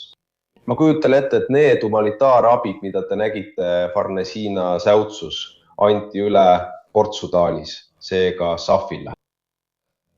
Paratamatult arvan, et me tunnustame seda valitsust. Aga võib-olla on see nii üht kui teist poliitika. Ma ei tea. Sa ütled selle välja, sa saadad või jah, ainus väljapääs merele on see. Ülejäänuga tegelege ise. Jah, aga isegi kui tahaksin... Kuidas sa need RSF-ile üle annad? Sa peaksid need langevarju alla viskama. RSF-ile annan need kas Tšaadi või Keenia kaudu üle. Aga asi on selles. Ehk siis minu arvates ei ole see sama olukord. Me muudame konflikti Liibüa laadseks, kuigi see ei peaks nii olema. Sest objektiivselt, kui me kõik nõustume, et seaduslik valitsus on ainult üks, siis see RSF-i valitsus. tuleks öelda, nagu Roomas öeldakse, et teete sellega endale karuteene. See tähendab, et see on asi, mis on kasulik ainult teile, et petta ja muuta rahualgatus veelgi keerulisemaks. Kahjuks peame alati kasutama Liibüa näidet, mis on muutumas tragöödiate šablooniks. Me tunnustame üht valitsust, aga räägime siiski ka teisega. Ja nii edasi. Keegi ei julge otsust langetada ja ühte poolt toetada, sest mida kardetakse? Et äkki need hakkavad ka ise veretöid tegema ja muud sellist ja siis oled sina see, kes neid toetas. Nii et me jääme väga ettevaatlikuks. Jah. See on tõsi, aga samas on tõsi ka see, et poliitika on kompromiss. See tähendab ka oskust riske võtta. Viimane asi humanitaarküsimuse kohta. See on ÜRO pagulaste ülemvoliniku ameti infograafik, mis annab ülevaate sellest, kui palju pagulasi on praegu suutnud üle piiri põgeneda ja millist humanitaarabi nad saavad. Ja seda saab praegu tagada praegusel hetkel, mida on oluline rõhutada. Humanitaarorganisatsioonid, olgu see öeldud. Poisid, kui te tahate seda uskuda, jah, muidugi ÜRO ei ole see asi, mida näeb septembri viimasel nädalal Klaaspalees. Aga seal on suurepärased nii analüütikud kui ka operatiivtöötajad, kes teevad tööd koha peal ja teevad seda praegu. Kas nad saavad halvemini palka, sest on olnud see võidujooks majandusliku toetuse kärpimiseks. Ühinenud rahvaste organisatsiooni jaoks, kes praegu on ainsad, kes suudavad seda humanitaarkriisi leevendada või ohjendada, mis on tänaseks maailma suurim. Vähemalt mõjutatud inimeste arvu poolest. Viimane slaid, siis vastan küsimustele, kui neid on. Milles on asi? See on artikkel, mis ilmus ajakirjas Foreign Affairs ja mille pealkiri oli Ärge jagage Sudaani uuesti. Pidage meeles, et viimati jagati Sudaani 2013 aastal, kui Lõuna-Sudaan sai iseseisvaks. Mitte jälle Sudaan. Selle artikli autorid ütlevad nii. Sest see ei lahendaks tegelikult iseseisvuse küsimust, ei lahendaks tegelikult iseseisvust, lahendaks iseseisvuse, aga tegelikult ei lahendaks seda. Ameerika Ühendriigid, Araabia suurriigid on muuga hõivatud, mis toimub Hormusis, sõjaline ummikseis, mis on muutunud diplomaatiliseks, 2 valitsus koha peal. Ma arvan, et kiusatus, mis võib mõnes valitsuses peituda. Selles etapis, isegi kui see pole parim lahendus, tunnistame tegelikkust ja seega aksepteerime seda. See ei lahendaks tegelikult Ida-Sudaani iseseisvust, see ei tooks tõelist iseseisvust. Lääne-Sudan, Lõuna-Sudan. Põhjaosaga on meil kõik korras. See lahendaks tegelikult iseseisvuse küsimuse. See ei lahendaks tegelikult seda, nagu ma sulle juba esimeses otseülekandes 3 aastat tagasi ütlesin, lõplik risk on alati olemas ja täna on see minu arvates Lõuna-Sudaani stsenaarium. See lahendaks tegelikult iseseisvuse. Lahendaks. Lõunaosariigi iseseisvus. Ma arvan, et praegusel hetkel arvutatakse ka valitsustes, et kõige selle juures, mis toimub, ei lahendaks Lõuna-Sudaani iseseisvus tegelikult midagi. Võib-olla on parem tunnistada tegelikkust koha peal ja nii ongi meil veel üks Sudaan. See ei ole parim lahendus, aga minu arvates nad mõtlevad selle peale. Väetiste kriis Hormusi sulgemise tõttu. Kuidas see mõjutab Aafrikat? Lamali. Mandriülest näljahäda pole võimalik, sest Aafrika on üks maailma suurimaid mandreid ja mandriülene näljahäda oleks juba hoopis teistsugune geograafiline stsenaarium. Mandriülene näljahäda on võimatu, on inflatsioon ja kindlasti piirkonnad, mis kannatavad näljahädal, saavad palju kommentaare kriisi kohta. Aitäh! Ütleme nii, et praeguses faasis on kõige vahetumad riskid inflatsiooni tõus, põllumajandussektori kriis. On tõsi, et Aafrika majandus, eriti Nigeeria, aga ka teised valmistavad väetisi. Oman. aga loomulikult mõjutab Hormuzi kriis tohutult. Ma näen kindlasti inflatsiooni kasvu koos poliitilise ebastabiilsuse riskiga. Ma näen kindlasti võimalust, et nende inimeste olukord, eriti Aafrika sarve piirkonnas, kes on toidupuudus ohus, võib halveneda. On veel üks tegur, mida ma saan teile siin Parabellumis eksklusiivselt öelda. See mõjutab ka kaevandussektorit. Sest on olemas lahustid, mida tuleb kasutada kriitiliste haruldaste muldmetallide kaevandamisel või rafineerimisel, mis hakkavad nappima.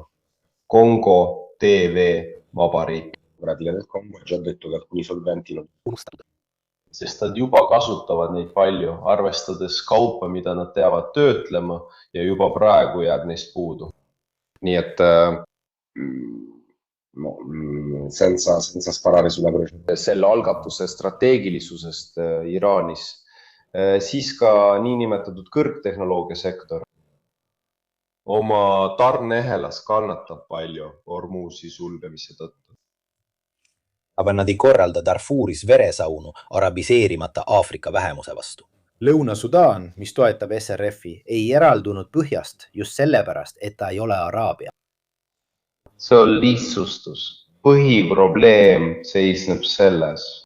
Lõuna-Sudaan eraldus ka Darfuri genotsiidi tõttu. Ja see on tingitud mitmetest ütleme nii, et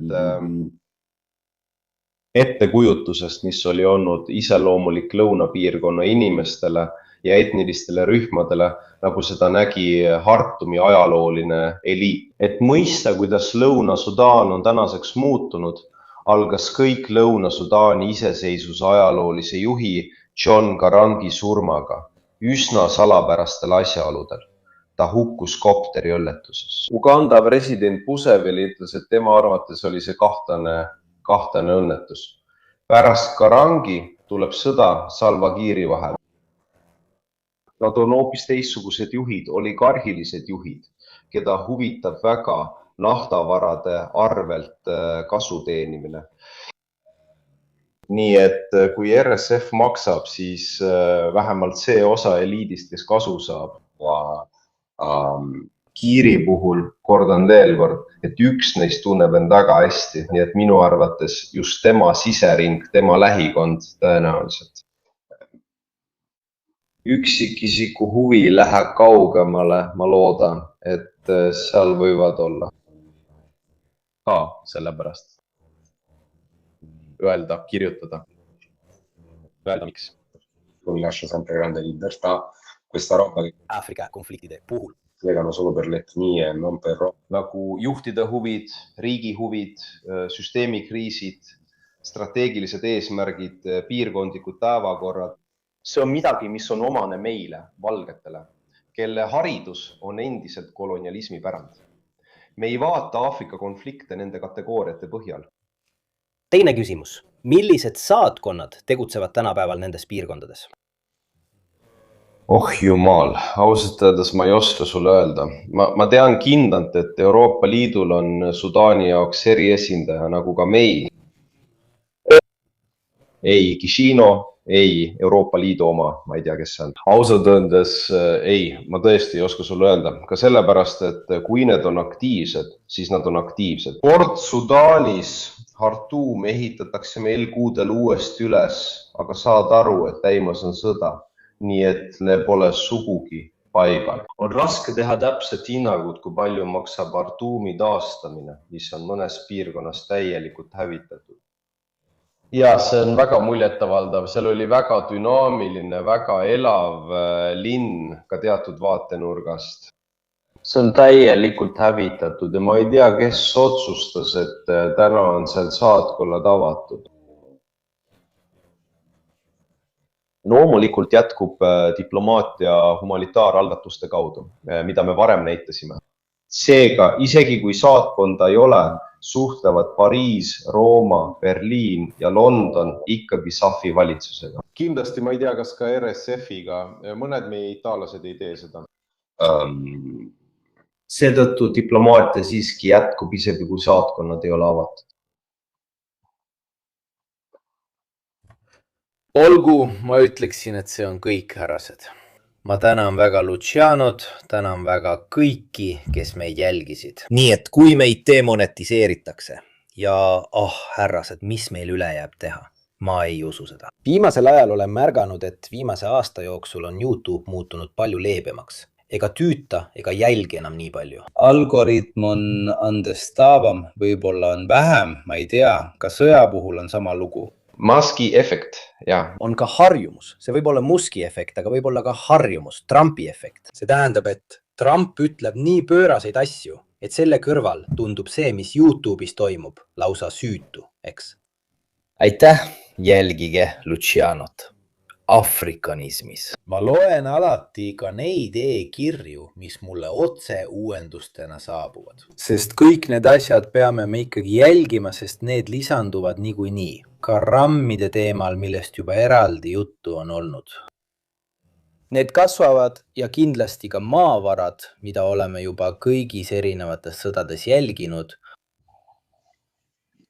Neil on suur kaal, nii et aitäh teile kõigile, näeme varsti 18. kuupäeval. Teeme otseülekande Lõuna-Ameerikast, eriti Lõuna-Ameerika kriminaalsetest sidemetest, koos Guerra ja Batistessaga. Ja välja arvatud juhul, kui vahepeal juhtub mingi jama, millega pean tegelema. Kuupäev on 18. Nii et, härrased, aitäh kõigile, aitäh Luciano ja head ööd.